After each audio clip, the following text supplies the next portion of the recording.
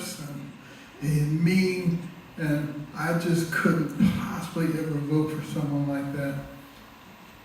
Well, there's actually a reason that God gave us eyes and ears and a brain.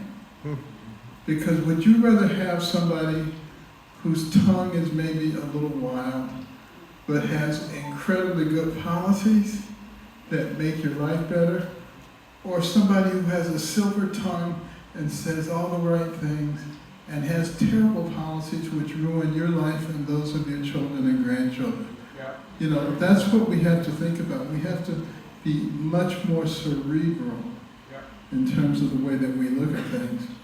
But going back to our courageous founders, you know, they were very smart guys. There were a lot of people who would try to denigrate them and say, because they had slaves, some of them had slaves, they're evil people and we should throw them out.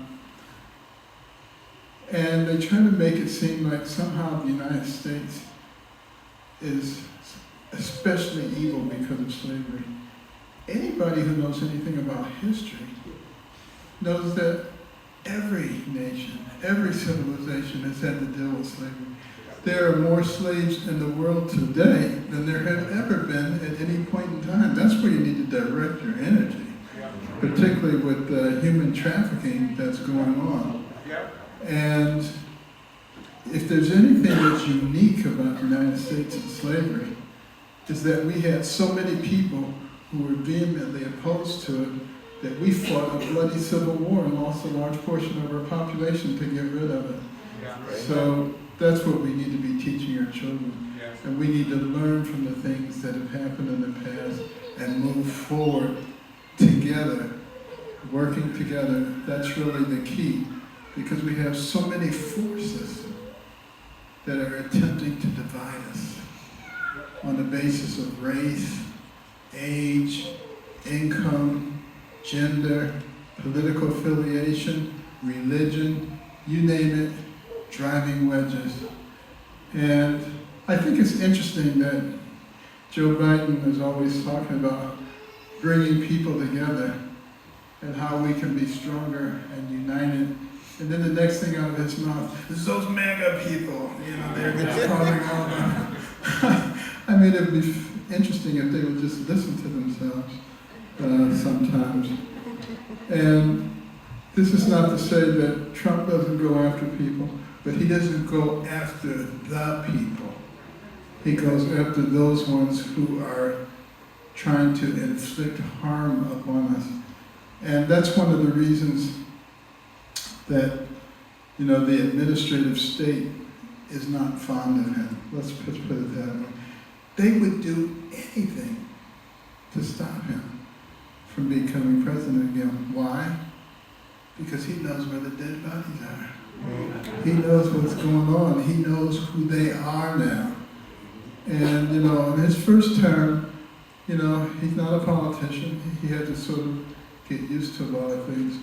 But think about what happened during that first term and how we were able to get rid of thousands upon thousands of regulations that were old and outdated and that were impeding progress. You know, at HUD alone, we got rid of more than 2,000 regulations and sub-regulations, which made it much more possible to do things effectively and efficiently. And if there's another, or I should say, when there's another Trump administration, we're going to do that again. Going to really get rid of all these strangling regulations. It's one of the reasons that we have so many homeless people, because we have the technology to build inexpensive housing, but by the time you get through adding on all the regulatory burdens, it's unaffordable. So these are things that we can do. And also, you know, I applaud the Housing First movement, but it's not enough. Housing first, getting people off the street, because it costs less to get them off the street than to keep them on the street, quite frankly. But you got to do housing second, which means you diagnose the reason that they're on the street. And housing third, you fix it.